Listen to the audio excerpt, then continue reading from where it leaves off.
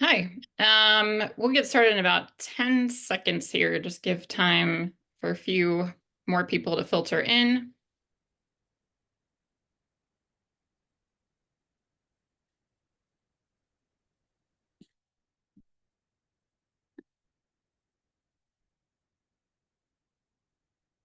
Okay. Hello and welcome to our webcast, From Silos to Solutions, Unifying Data Systems to Drive Student Success. I'm Colleen Flaherty, an editor at Inside Higher Ed and part of the student success team here. Colleges and universities face complex challenges in promoting student success and well-being during and even after college.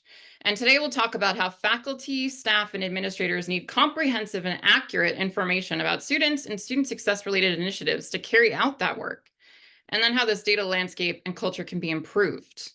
But bottom line upfront, siloed data systems, outdated infrastructure, and poor data management practices too often hinder institutions' ability to provide this kind of holistic view and to achieve their student success goals. And institutions must modernize and centralize their systems, from data collection to data processing, management, and analysis. And this includes getting people interested in and comfortable with using that data. I'll start off today's discussion with a little bit of background, but then we'll quickly move on to a discussion with our expert panel. We have a few speaker substitutions today due to the hurricane, and I want to say to everyone affected by both Milton and Helene, we are thinking about you and hope you're all safe. But ultimately on board with me today are our panel, Amelia Parnell, President and CEO at NASPA, the Student Affairs Administrators in Higher Education, Mark McCormick, Senior Director of Analytics and Research at EDUCAUSE, and Kathleen Lukeman, Chief Transformation Officer at Unity Environmental University. And then after the panel, we'll listen in on a brief chat between IHE co-founder and editor Doug Letterman and Joshua Straley, marketing manager at Form Assembly. Form Assembly is sponsoring today's webcast, so thank you to Josh and everyone else there for that support.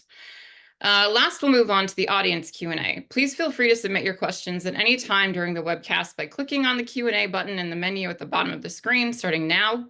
You'll see only the questions that you submit, and you don't have to share your name or institution if you don't want to, but feel free to include it if you'd like. We're recording and closed captioning today's webcast, and our colleague Jessica Chen behind the scenes is providing links to captioning in the chat, and we'll send you a copy of the recording and the presentation in the next day or so. So as I mentioned, just surveying the current data landscape with some quick stats, just 25% of institutional respondents to an EDUCAUSE quick poll on reorganizing data functions for today's analytics said that the structure of data functions at their institution was ideal for their analytics needs. And just 16% said that their institutional data functions operate cohesively. That's even as data collection and analysis are increasingly core functions of colleges and universities.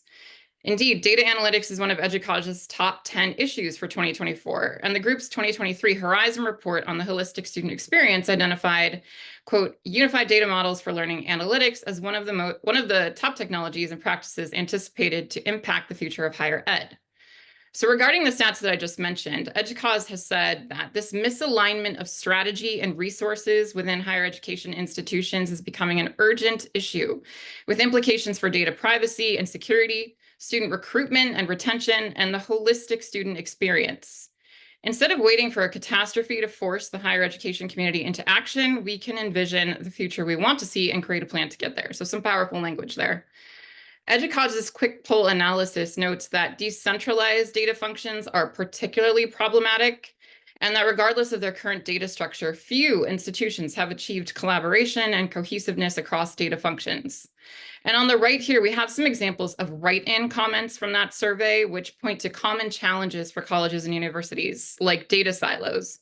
And silos might be great for farming, but obviously they're not so great for higher ed, as we know. In data management, complex organizations generally, regarding complex organizations generally, silos are associated with duplicate efforts, missed opportunities for collaboration, weakened decision-making, and more. And in higher ed, this all can and will affect the student experience and outcomes. So another stat for you here. This is from Inside Higher Ed's inaugural survey of student success administrators with Hanover Research, which we're releasing later this month. And as you can see, there's clear room for improvement with respect to student success data. Just 40% of student success leaders each say their institution is very or extremely effective at analyzing student success data. and at using student success data to inform decisions and initiatives. And on building a culture of data around student success, that number is even lower. That's even as 6 in 10 student success leaders say their institution is very or extremely effective at making student success an institutional priority. So the data piece is not matching with the aspiration. An Inside Higher Ed separate forthcoming 2024 survey of chief technology and information officers out next week, roughly half of CTOs in that survey somewhat or strongly agree that their college or university effectively uses data to support student success. So a little bit rosier there among CTOs, but still room for improvement. Now, this 40 plus number here isn't quite an official stat, but I've always been struck by it. It comes from student voice reporting by my colleague, Melissa Ezerick.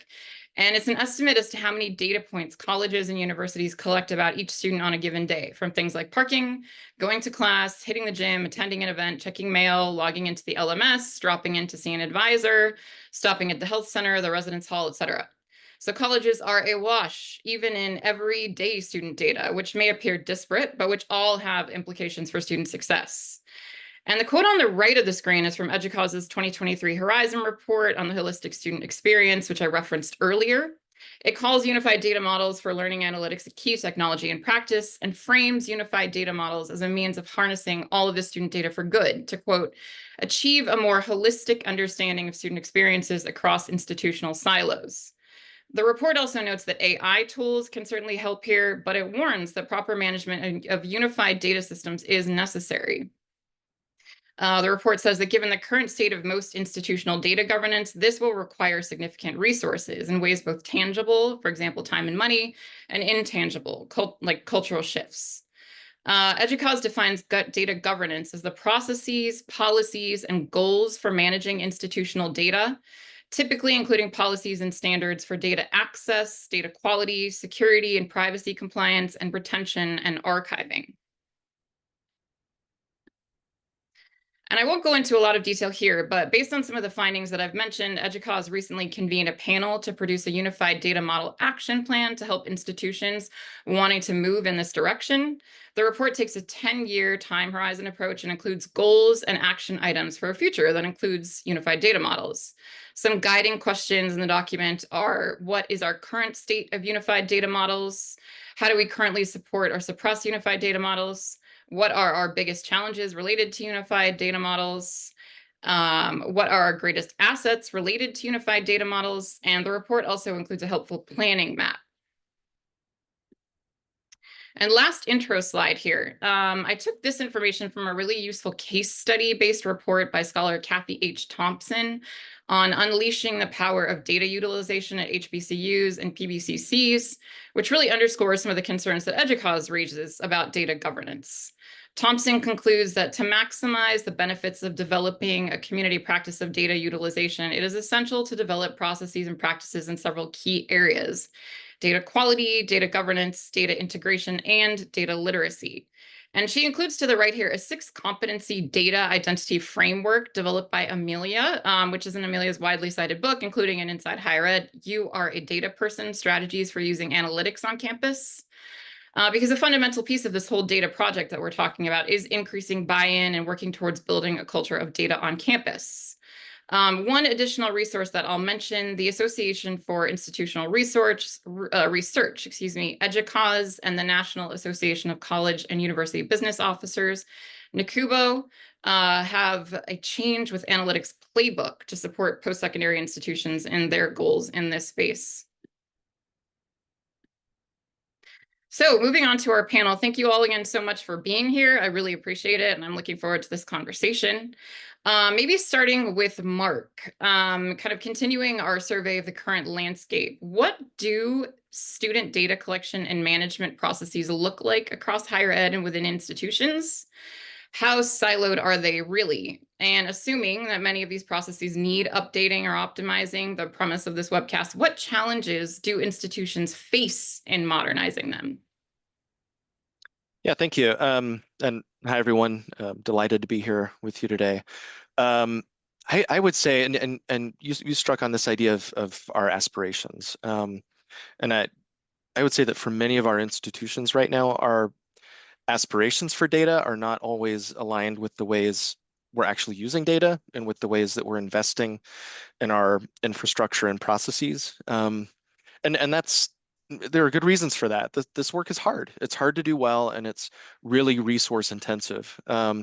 We just published a report, I think week before last, from our 2024 analytics landscape study, and this is based on survey responses from around 500 higher ed professionals working in some capacity in data and analytics. And on the one hand, what we found in that study is that there's strong evidence of our positive sentiments toward data and analytics. We view them as important strategic assets. We have access to more data now than ever, and our data analytics tools are more sophisticated now than ever. So I would say that our heart is in the right place, and the opportunity for doing more and better with data is there. But when you dig into actual practice and investment in some of these areas, many institutions are lacking dedicated leadership roles and dedicated staff for supporting these capabilities. Few institutions are investing in more advanced forms of analytics, like predictive analytics. Much of our use of data is still at that basic descriptive level of analysis. And I think we are still siloed across different functional units and sources of data. So I think one of our biggest challenges is how can we effectively advocate for the actual resources we need to build that data and analytics infrastructure at the institution? How do you help your senior leadership and decision makers make that turn to supporting the level of commitment and investment it's actually going to take to fully mature those capabilities? Okay. So I like the idea of kind of picking up on the mismatch that EDUCAUSE has pointed out before that I mentioned between like intention, resources, support. Kathy, anything to add here about what the current data management landscape looks like? And then assuming again that it needs to be modernized, what is standing in the way of that? Yeah, thanks for asking. I have seen the range. The landscape is crazy.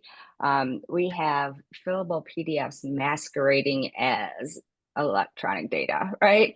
Most schools take those fillable PDFs and somebody's still typing them into a system.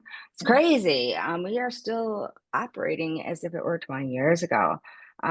We also, maybe because we're kings in our own kingdoms and we have our own budgets, we have the ability to just buy our own systems. We're not really necessarily required to coordinate or have a strategic approach to the systems that we use. And so that means our data, whether it's collected in a modern way or not, is often disconnected. And so it lives in different places, which does not support a good student experience. And we are often tied to legacy systems, those outdated student information systems that will never be able to use things like AI. And we have no ability to use modern apps with them, right? So we have the access in our normal day-to-day life to provide information from our phone in a really easy way. And we're used to using apps, but we normally in higher ed don't have great systems that allow our students to easily access their data or update their data. And that may be because we're so tied to these huge old legacy systems and haven't had the opportunity to modernize without going with a standalone system. And data silos, heck yes, we have data silos. Holy moly, that's our culture. We even call them data owners. We've got to change that culture in higher ed. At best, we're data stewards. We have to acknowledge in higher ed that data is an institutional resource, right? We own that as an institution and we have responsibilities to it. One department doesn't get to own that data anymore. We have to be responsible stewards of that data. So it has to be an institutional asset. There's no data ownership anymore, but our culture still lives that way as if there is. We definitely have data silos. Part of that too is those standalone systems. We all can have our own data in our own systems. So there's a culture change there. Beyond having the challenge of the culture change and disconnected systems is that we have really dirty data in some situations, right? We are big data engines, you pointed out. Having dirty data from years, decades ago affects things. The lack of data integrity affects things. The lack of tools to apply standards or using standards can affect what we're using our data for. We absolutely need to be better about applying standards and requiring completeness, having data validation. And that really comes from using modern systems. That is a challenge that we don't have access. And so to modernize, we need to invest not only in people, but in platforms that will allow us to not just store data, not just view data, but to use data to improve not only the student experience, not only the staff experience, but also to improve our quality of data, our completeness of data. Yeah. I like this idea of data quality, and a lot of what you said overlaps with Mark said, but I think you're really bringing out the cultural piece too, the legacy systems, the silos, and that's a huge part of it across so many things in higher ed, right? But Amelia, taking a step back here, just as a leader in student affairs administration, why do these processes merit attention and updating? What is really at stake here, especially in terms of student success? Well, Colleen, first, thank you for inviting me. If you talk to me for longer than 2 minutes, you know I'm an optimist, and I'm not naive. I'm not looking to glaze over challenges, but I have to tell you, I see 355 people on this call. And if they were to listen to the first part of this, they would say we are doomed. All the systems are not coordinated.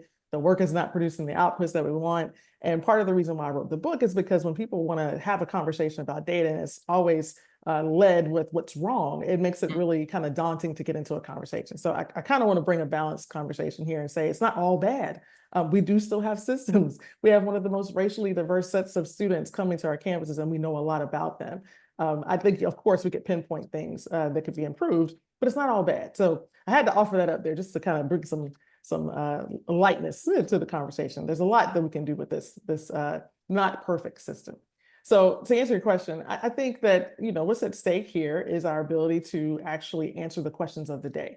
We do need a little bit more modernization. We do need better communication across areas of the campus. We need more communication because that very, very timely question that a student has for us, or the very timely question about how they're doing, we need to be able to answer that. And so to the extent that we can get our data systems aligned and coordinated and the way that it should be, we can better serve them. So what I like to say often is that data don't really drive. One of my friends, Bethany, likes to say it's like a GPS. It helps direct us to where we want to go. And I would say this whole conversation around data is as much relational as it is practical, tactical, and strategic. So some of the work to be done, when I see 40 data points across each student, if we can know 40 things about them, that's quite a bit. If we pair that with the contextual, some of the qualitative things that we know about students, we can make some really good decisions.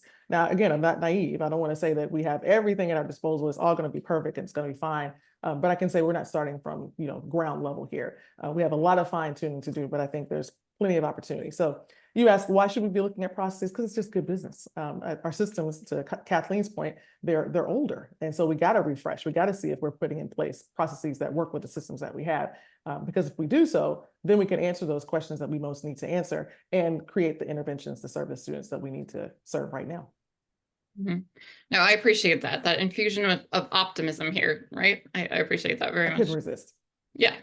So I will keep that in mind for my future questions too. So maybe Kathleen, what does a modern student data collection and management process or system look like? Is there a gold standard? What are some key features? How do we recognize a good system? Yeah, that's a good question. I am definitely the doom and gloom. I am the, what is the biggest problem we can have? And if we can solve that really complicated problem, the other ones we can solve on the way. So I will fully embrace that. That's who I am. But that's also how I've gotten to being transformative, right? So what does a modern system look like? We need a platform. We don't need purpose-built standalone systems, in my opinion. Great to have them, that's fine. But in this day and age where we're really looking at and invested in student success, we have to have our data in one place. It has to be aggregated in one place. And a lot of ed tech is built specifically so you can't integrate, right? It's built to be proprietary. That means it's tough to get to share data, right? Back and forth, as has already been pointed out. So you can probably tell from my background, or if you've ever heard of me before, You probably know what I'm going to say about a gold standard. I'm going to say the gold standard is a platform like Salesforce that easily integrates, is API driven, is modern, cloud-based, all of the things that we expect in a system for today. It also works with a huge app infrastructure that allows not only the collection of data, but the display of data. We talk about the student experience. We make them type their first name, last name, email a million times. Why? We know what it is. If they're authenticated, why are we making them do that? And so using kind of the product suite or the app kind of structure around a platform also allows you to make it more convenient for students. Some of those key features that you had asked about is being able to do those pre-fills, displaying data, not collecting data that we already have, being able to take that data and apply standards to it, right? So if they type STREET, I can automatically push that into my system as ST, right? We can apply data standards, we can apply naming conventions with modern tools.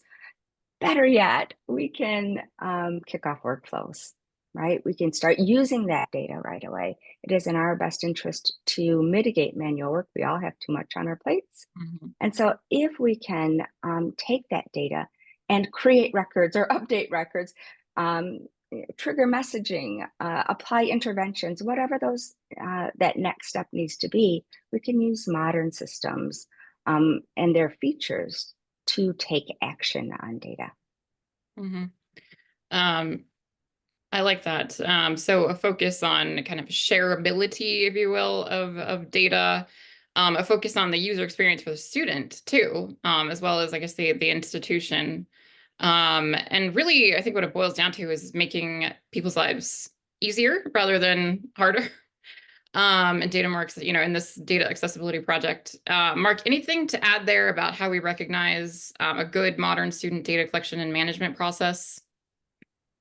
Yeah, this may be kind of a cop-out answer, but I think at least to some degree, it's going to look different from institution to institution. I do think these functions have to be aligned with the institution's mission and its specific needs and resources, and that everything down to the specific platform or solution that they end up going with for those functions. So I want to leave some space for that flexibility, and you have to have that conversation on the front end about what your institution's unique challenges and opportunities with data and analytics might be. That said, I do think there are some fundamentals or some key features that all institutions should consider. And we do highlight some of these in that unified data models action plan that you mentioned earlier. Data literacy training and support. I think you need to make sure your leadership, your staff, your faculty, your students all understand how to use data and how to safely access and protect your data.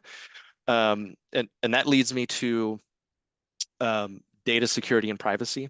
So this was in that analytics landscape study that we did. That was the most commonly selected feature of institutions' analytics strategies. So security and privacy are big issues across the board almost in the higher ed landscape. It was the #1 issue on EDUCAUSE's top 10 list this year. I think it was in Nakubo's top 5 business issues last year. Any conversation about data at the institution has to include a focus on data security and privacy. And I also want to highlight that piece on student engagement and empowerment with their data. Involve your students in data literacy training. Give them access to their data and to the tools that they need to use their data. I think the more students understand data and engage with their own data, the more that they can become active stakeholders in their own educational journey, and the more equipped that they'll be as data literate professionals in their own careers after college. I very much appreciate that. I don't know if it was intentional, but mentioning data literacy first really highlights the fact that it's not just about a technology, whatever system you're using. It's about policies and practices and training and a culture. Again, kind of going back to that point. Right. So a follow-up question for you, and maybe I'll start with Kathleen because I think it was sort of embedded in your answer to the last question, which is, just how important is that single source of truth, which is considered something of a gold standard in data management generally, when it comes to student data? And how might institutions achieve that level of data consolidation and visibility? I believe the technical term is harmonizing data. Okay. Bringing together data in one place, and because we have so many different systems, making sure that we can identify kind of that a single person with all of their different data sources in a harmonized way, right? We're bringing that data together. That is going to be key going forward, is that we know the source of the data, and that a person named Kathy Lukeman is the same person named Kathleen Lukeman in a different system. Mm-hmm. So ensuring that we have the data, it is whole and it is harmonized. I think also implicit in that, and maybe we haven't said it yet, is that even if we have data integrity that is harmonized, it's not always in a state that can be useful for modern processes. For instance, almost every school I talk to all the time, we want to use AI, we want to use AI, we use AI, that type of thing. But oftentimes our data is not stored in such a way that machines can read that data well to know what the purpose of why we're storing that data exists. And so I think that we also have to think about the way that we bring data in and store it, and how we make it relevant, whether it's relevant to the student or relevant for automation purposes or for predictive purposes, so that we store not only what is the definition of that data, but why we stored it that way. What is it used for?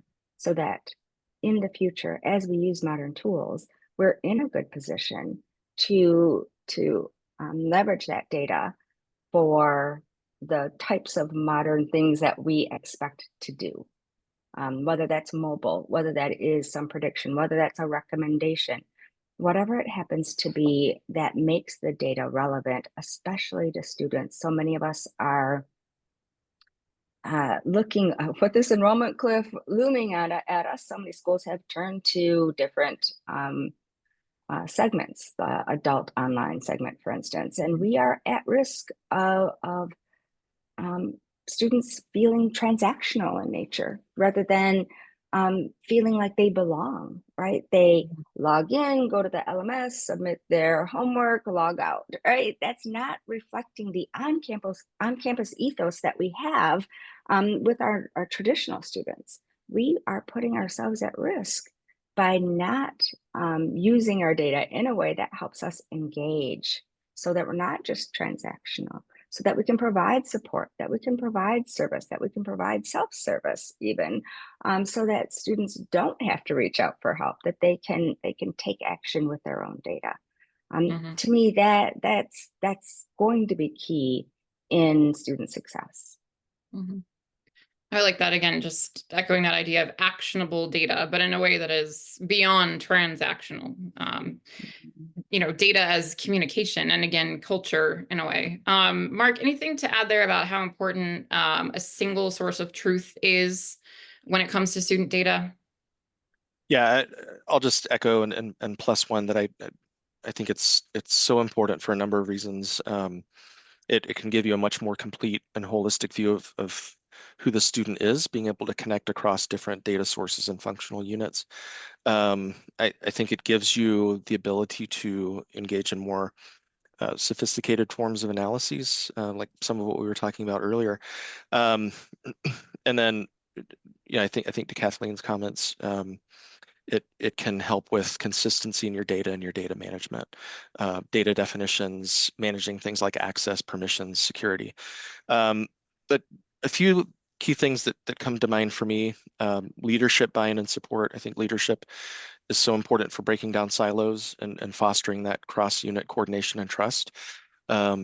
Leaders at the senior level of the institution build institutional culture, and they can help allocate the resources and staffing that you need for some of these efforts. I think involving key stakeholders and data users across the institution early on in developing those efforts, if they have input into the process and they can help you understand all the different data needs you have at your institution, then they're gonna be your advocates and champions at the institution. And I think it's also important to think about data governance. Where to start, how to build better governance at your institution, establishing institution-wide policies, assessing your institution's current data landscape. What data do we have? How are those data used? And what are the issues with those data? And then establishing a formal cross-unit data governance team that gives you some clearly defined structure and roles and goals for that data unification work at your institution. Okay. I like that. Some practical steps there to achieving that level of visibility. And so Amelia, I was wondering if I saw you nodding your head a lot. Anything to add here, like from your perspective, what can be done to improve data management on campus, whether it's that, single source of truth or otherwise? Yeah. I hear the single source of truth argument in two directions. I absolutely agree with Kathleen and Mark. When it comes to a system, whether it be Salesforce or something homegrown, there has to be a source of the data that's going in there that can appropriately house it, and that when you need to get something out of it, is consistently accurate, I would say. That's the single source, as in that single trusted source of information. On the other hand, I hear people say single source of the truth as though only this single office can do this type of answer to a question. And that if you did not get the answer from this particular person on the campus, then that is no longer a true response. I would caution us against that, because certain questions, and I oftentimes see this in the Office of Institutional Research, would say if IR didn't put their stamp on this outcome report, then it must not be trustworthy. In which case I would say it depends on the question. If it's a question about enrollment, the extent to which students are graduating within 4 to 6 years, yeah, there probably should be one single source of what that answer should be, and it should not be 46 versions of the truth. However, if it's a question of how students are experiencing the campus, maybe with academic advising or the housing system, something like that, if you talk to 50 students, they're all going to give you their truth of what it is. And so I'd say I definitely agree on the single source being a place where consistently, whatever you need to get out of that system, it should be replicable, it should be consistent. In terms of the culture, the climate for data-informed decision-making, that question of what's true and what's not, I think we'll wrestle with that for many, many years to come. Very interesting.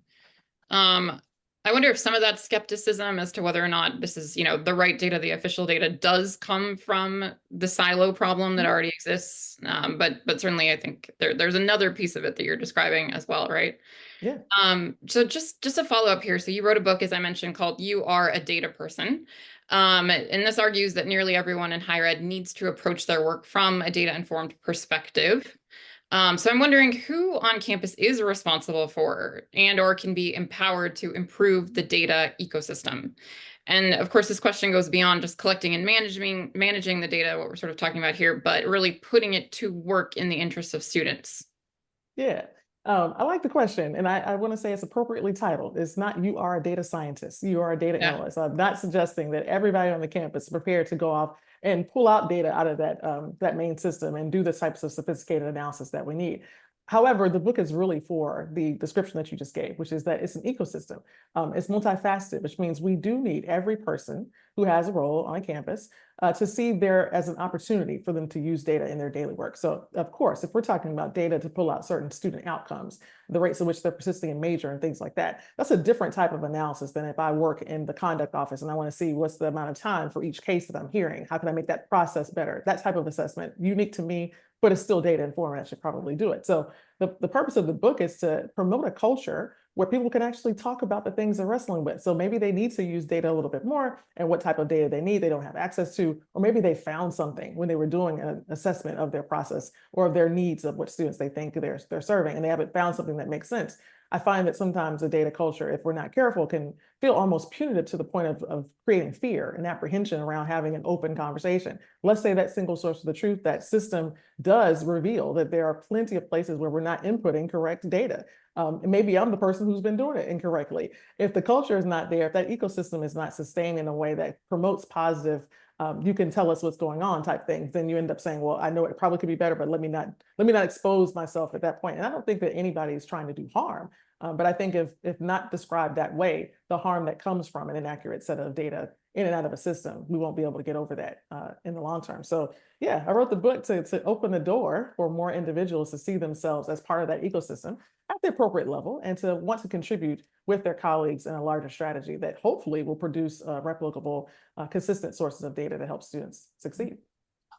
No, I like that, the kind of double-edged sword that is transparency. There's so much opportunity there, but it's a little bit scary too because everyone's seeing everything. So it has to be coupled with a culture that supports this kind of transparency and embrace of data. So Mark, anything to add here about how institutions can use data to become more responsive to students' needs? I think the only other thing I want to add, and Amelia alluded to this earlier on in the session, but I want to add a plug here for qualitative data. I think in many of these conversations, we assume we're working with more quantitative data or numbers. And of course, this session is about unifying data systems, so that makes sense. But in working with our students, especially, I think it's so important to give them a voice, to listen to them, to make spaces where whether it's through interviews or focus groups or other methods to get a richer, more nuanced sense of what they're experiencing, what they need from the institution. That could also mean, as I mentioned earlier, involving them in the practice of analyzing and interpreting the quantitative data and numbers about them, engage them in that sense making, giving them the opportunity to add insights to your use of their data. I'm a mixed methods researcher at heart, so I know that there are limitations to both quantitative and qualitative approaches to data collection and research. I think it's just so much more meaningful and powerful when you have the benefit of both and they complement one another and directly feed off of each other and are in dialogue with one another. Mm-hmm. I definitely appreciate that. And I think it's come up several times already today, the importance of engaging students in this larger data project. It's a form of empowerment, and even, we all need to learn about data, right? So why not start with your own data? I imagine it's a helpful thing for students even after college. And then for Kathleen, in terms of immediate takeaways, what might institutions do sort of right now to improve the overall digital experience and promote student engagement that way? So I think immediate takeaways is kind of my business. Like, what can I learn today that I can take back tomorrow, and put into practice? Understanding, like so many of our panelists have said, that we need to foster a culture of data. That's going to be very important. So being open to the discussions, prompting discussions associated to that, getting involved in fostering a culture is going to be important. Oftentimes we sit and wait until somebody says we're doing this initiative.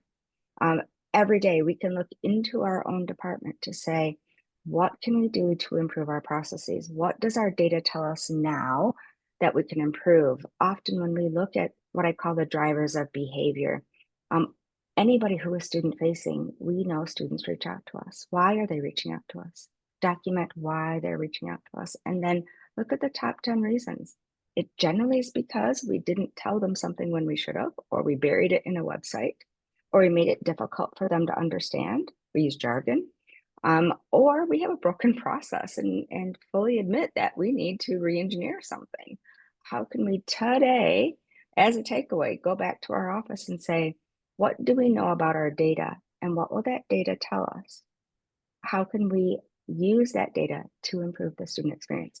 Make it more convenient for our student, make it relevant to their own situation today. I don't need to spam every student saying, application for graduation is open, when most are not ready to graduate. And yet we do that. Why do we do that? Stop that. It's in our own best interest for our students to graduate. We should know from our data, hey, they're about ready to graduate, and congratulate them.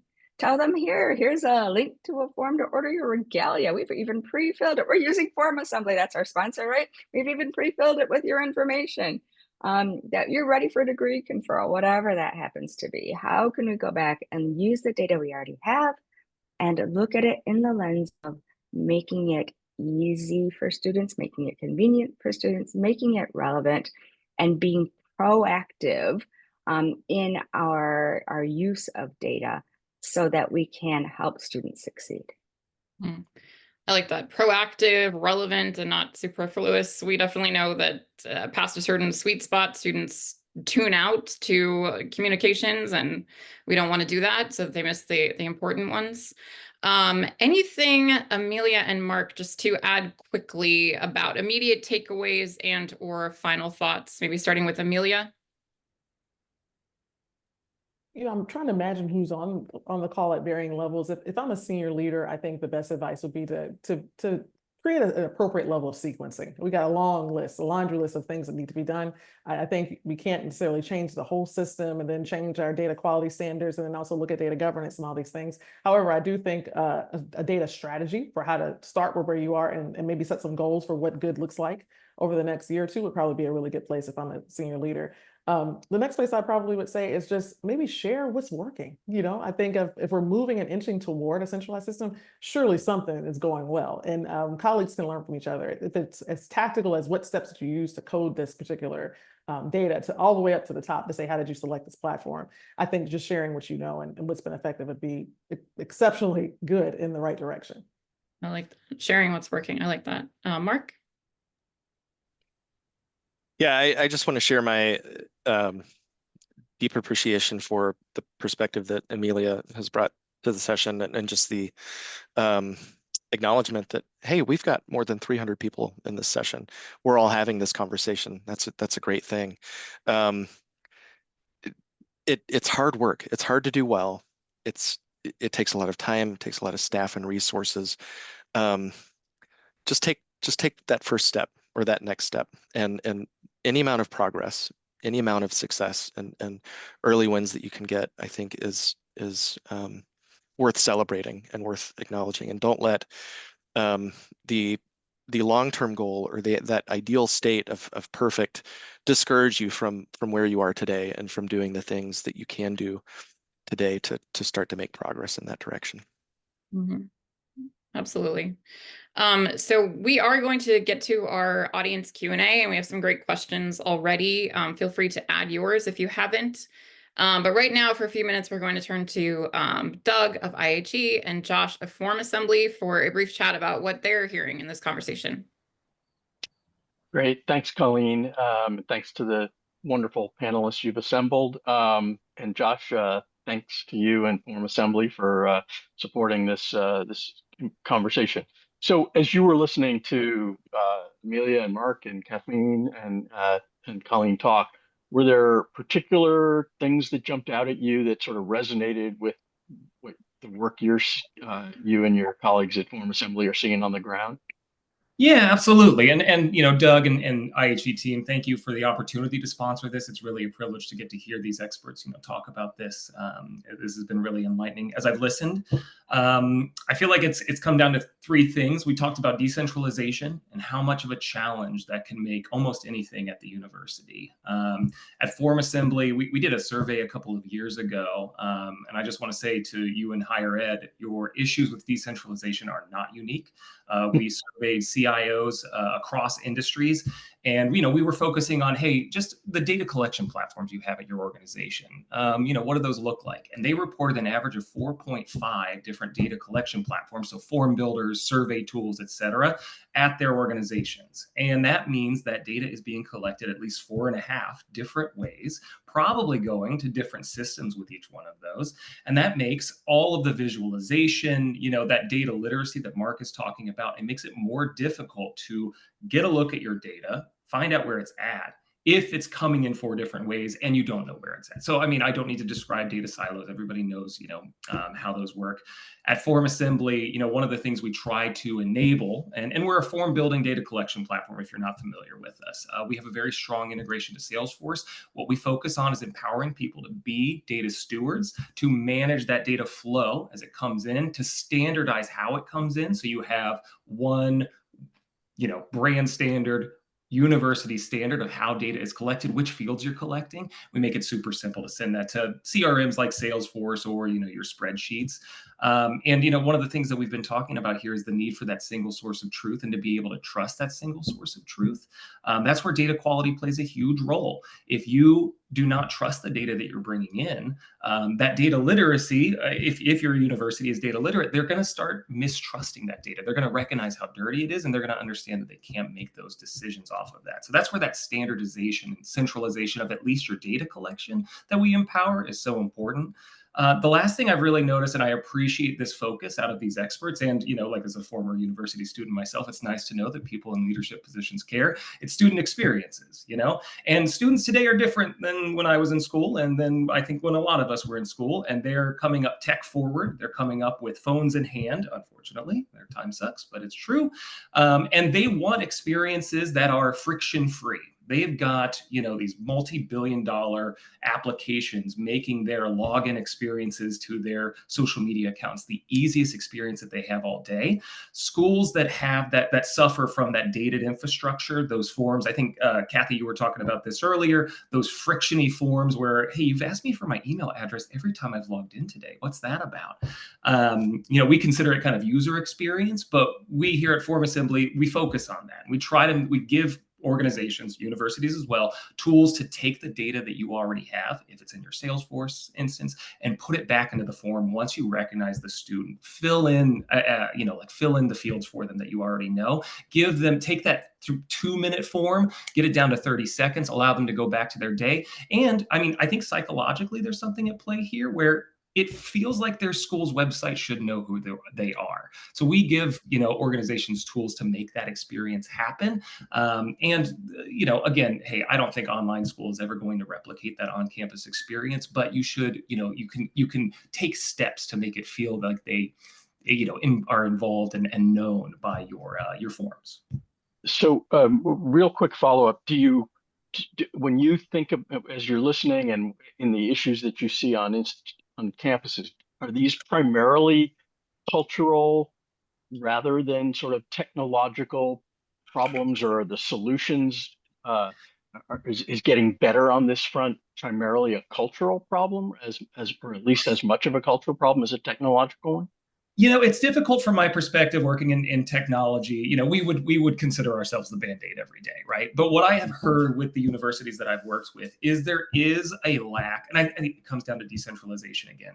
There's not roles on these campuses that are focused on, like modernization of experiences. And perhaps, I'm sure there are some campuses that are, but usually there's not this advocacy at the leadership level for consolidating all of your data. At that point, it's a mix. One, you need an empowered spokesperson at your university to understand the problem, to lay out the solution. And hey, like Educause said, maybe it's multi-year, maybe you start faster, maybe it's iterative and it's something that you can do a little bit faster. Smaller institutions benefit from being able to roll these things out faster, but you need someone who grasps the problem and then understands the technological tools that are out there. I don't want to sound like the tech forward person, but software is in my role, so I guess I have to be. Sure. Technology is, and web forms, digital experiences are what your students are going to expect. It's the easiest way to get data into your systems. You need a mix. You need that culture that understands the problem, and then you need the technology to bring it. Got it. All right. Well, thank you so much, Josh. Appreciate your Inform Assembly, and Colleen, back to you and the panel. Sure. Thanks, Doug and Josh. And I think I'm going to start out the audience Q&A with this question, which I think segues pretty nicely with Josh's last point and Doug's last question. Someone here, and I think I'm going to start with you, Mark, if you don't mind. Someone asked, I'm interested in how to effectively advocate for the resources needed to get a unified system. Any recommendations along those lines would be appreciated, excuse me. So we've heard about that strong advocate leader, any recommendations you might have for identifying that person, making progress with that person, creating a team, et cetera? Yeah, I think the first thing my mind goes to is relationships. Taking the time to invest in those conversations with others across the institution, on an informal level, but also on a formal level, asking them questions about what they're dealing with, what do they need, what are their pain points, what's holding them back from achieving their goals or accomplishing their mission, and being able to link that back to the capabilities that these data and analytics processes and tools can give you. So it's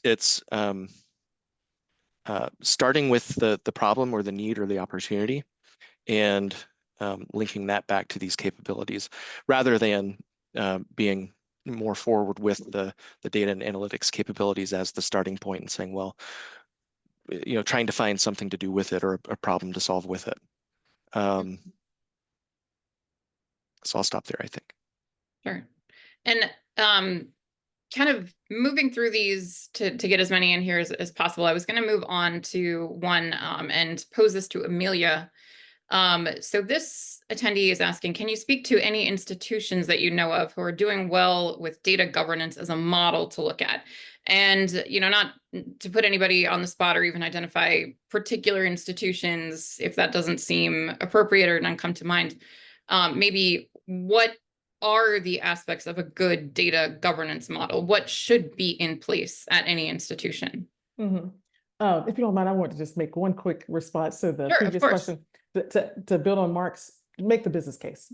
For as much as we tread lightly by calling higher ed a business, I think if you're trying to advocate and there's someone who can actually open that financial door for you, make the business case for why optimizing your system in a unified way can lead to efficiencies and things of that sort. Of course, with the right context.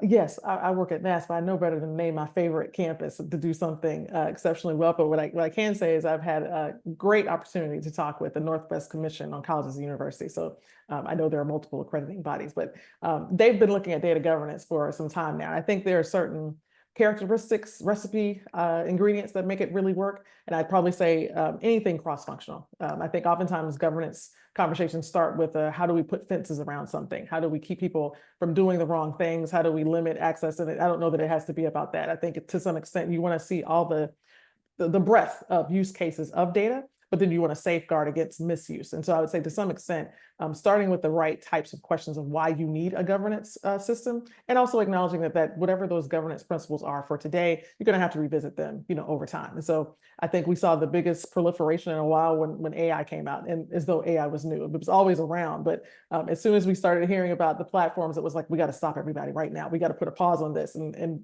quickly realize that as fast as you might try to create governance principles, the technology continues to advance. And so I think as long as it's cross-functional and collaborative, and also appropriately timed in terms of when you need to revisit it, that's a pretty good place to start. And the commission can offer some more details on that. Great. And Kathleen, there's a lot of interest in your comments about systems and sort of the gold standard and single point of truth and unified data models. So someone asked, are there any universities who have integrated these seemingly disparate systems to collect data in one place for all student services? What tools, or I would add, what kinds of tools, again, kind of thinking maybe more about a framework than a specific tool, work best to integrate the information in the separate systems? So it is a good question. We spend a lot of time looking for systems that do the single thing we need it to do. And then we come to IT and say, here, I've got this bag of parts. I need data to populate it, right? And so what we look to is middleware for integration purposes. So are there universities that do a good job of aggregating data in one place? Absolutely. Using integration middleware, right? Being able to bring data all together in one place. I have already mentioned that there is a lot of ed tech that doesn't integrate by design. You're not going to be able to do that easily, but you can, for the data you can get out, you can put procedures in place to periodically add that data into the system, even if it's, through a data load or some FTP file process. The schools that benefit the most by bringing all of that data together are the ones that are in the forefront of using data for interventions for students, for using data to mitigate manual work for staff, right? To provide mobile access to data because students are on their phones all the time, right? Being able to provide a dare I say, commercial grade experience, an experience that is equivalent to their everyday life. There are absolutely universities out there. I'm certainly excited to be associated to one of them, but there are lots of universities out there that are doing a great job of integrating data and using that data to support the student experience. Right. And maybe Amelia, back to you, since you mentioned like diversity data sets at the start as a point of, that optimism piece that you were talking about. Sure. How do institutions handle the gathering and sharing of diversity related data? Such data helps to assess the needs of our students and to tailor interventions, but institutions protect such data and resist sharing it. I would appreciate your perspective on this. Yeah, thank you very much. I saw that question in the chat and I went ahead and made my 5 things in case you had answered. It's the one that stuck out to me. You handle it with care. When we talk about any type of aspect of identity, whether it be for sexual orientation or gender identity or race and ethnicity, I think the very first thing you can do is be as explanatory, explicit as you can before you even request it to whomever you're asking to provide it, what you're going to do with it. I think it needs to be clear. If you can't answer that, like, well, it's just nice to have, probably not a good time to collect it. So to some extent, the very first principle, handle it with care, explain the purpose. And I would say, check your assumptions once you collect that data, because at some point you're going to be trying to look at aggregate themes across categories. And if you start to see more disparate results, maybe one particular category of identity is overrepresented and one underrepresented, that's where the narrative on a topic that's so important in this case can be misguided, inaccurate. And so I would say it's even more important than collecting the data is that you check any assumptions when you create the narrative around the analysis of that data. So I had to write these things down because handle with care is not just, hey, make sure you protect it with passwords and make sure only a few people can get it. I mean, literally try to picture yourself on the other end of that question. If you're someone who's requiring a student to provide some information, tell them quickly, tell them as explicitly as you can why you're using it, what you want to do with it. And if you do intend to put some action behind it, make sure that you're checking assumptions about what you really think those interpretations mean. That's a great question. I'm glad you picked that one out of the list. And I'm wondering if handle with care might be a good motto for any kind of student data. And why I'm thinking this, there's a comment here. I'm an advocate for sharing data however I can. However, I can balance being transparent and sharing information at my higher ed institution while keeping in mind not to give out too much, if that makes sense. Yeah, so what would you say just quickly to that handle with care might be a good sort of overall motto? Yeah, I would say if you're cautious about sharing too much, I would probably say that's a conversation with the colleague that you're hesitant to share it with. And so if it's that, hey, I'm not certain that when I share this information, it's going to be used appropriately, that's less about the data. The data are cleaned and appropriately analyzed. It's more of an issue of trust and relationship building. So it's almost like the handling with care is, of course, related to the students and to the data, but also the relationships with your colleagues that really might actually need you to share that information. So I appreciate the sentiment of trying to protect it and protect the interests. But if it needs to be a conversation, I'd say try to see if you can broker that sooner as opposed to later and unpack some of the hesitation and the root cause. Yeah. So Mark, someone is saying they appreciate what you're saying about qualitative data and involving students. And I'd love some examples. I feel like here, this idea about qualitative data being valuable more than I've seen it enacted. So any quick examples of the kind of qualitative data that could help institutions serve students better that they might want to collect? Yeah, one quick, easy example comes to mind. EDUCAUSE does an annual student survey where institutions can take our survey and send it to their students, and they get their own data about their students. We've seen institutions use those survey data as a first step in a larger conversation that they have at their institution, and they would follow that survey data collection with some focus groups or maybe a town hall gathering with some students to say, here's what we're seeing in the survey data. here's what we think. What do you all think? And so the survey data really is just an opening to a richer conversation with the students. I think that's, I know a lot of institutions throughout the year are doing a lot of surveying of their faculty and staff and students. So I think there are opportunities throughout the year to engage in that kind of dialogue with what you're seeing in the data. And Kathleen, last question, if you don't mind, in about a minute or less, very specific one here, but I think it stuck out to me because I'm in the midst of editing our CTO survey for Inside Higher Ed, and we have a question in there about that. What do you think about centralized data warehousing, where IT or digitalization departments can be true stewards of institutional data?